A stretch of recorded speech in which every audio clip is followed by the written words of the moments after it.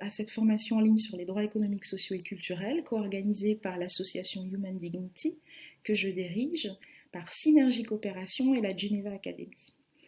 Je suis Seynabou Benga, donc la directrice de Human Dignity, une association qui travaille à la promotion et à la défense des droits économiques, sociaux et culturels en Afrique subsaharienne.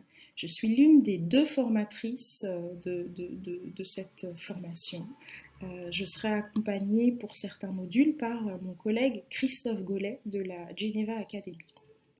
Donc l'idée, l'objectif de cette formation est de vous aider à approfondir vos connaissances sur ces droits qui restent négligés, dont vous jouissez ou pas au quotidien, que sont les droits économiques, sociaux et culturels.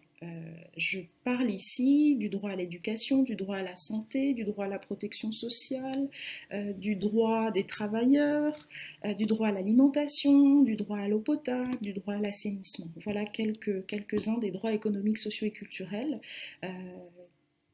dont nous parlerons au cours de cette formation. Alors, la formation dure 7 semaines. C'est une formation en ligne, donc 7 semaines, 7 thèmes, 7 vidéos, 7 listes de lecture et 7 quiz. À chaque semaine, vous recevrez donc un module vidéo, un quiz et une liste de lecture pour vous aider à approfondir vos connaissances sur le thème en question, le thème de la semaine en question. La première semaine, nous aborderons bien entendu nous parlerons du contenu normatif des desks, donc que sont les desks.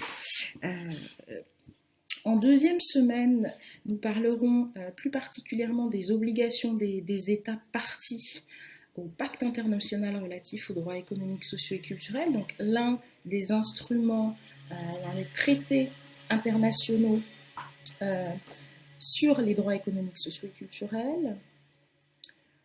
La semaine 3, nous ferons un focus et mon collègue Christophe Gollet vous en parlera beaucoup mieux que moi sur le droit à l'alimentation, donc pour vous aider vraiment à analyser un droit en particulier.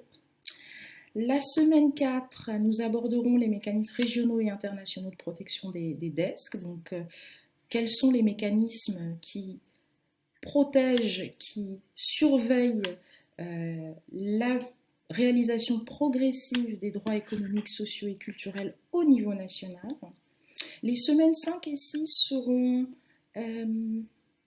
seront consacrées, à l'identification des violations des desks et les recours disponibles au niveau national, régional et international. Donc, en tant que victime d'une violation d'un droit économique, social et culturel, concrètement, quelles sont vos voies de recours?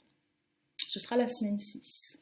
Et en semaine 7, nous aborderons la complémentarité entre les droits économiques, sociaux et culturels et les objectifs du développement durable, objectifs qui ont été adoptés par les Nations Unies en 2015. Donc, quelles sont les différences, quelles sont les similitudes, en quoi est-ce qu'ils se complètent? Voilà un petit peu pour les différents thèmes que nous aborderons au cours de cette formation. Je me réjouis de vous accompagner, de vous retrouver pour donc 5 de ces 7 modules. Et je vous dis à très bientôt. Au revoir.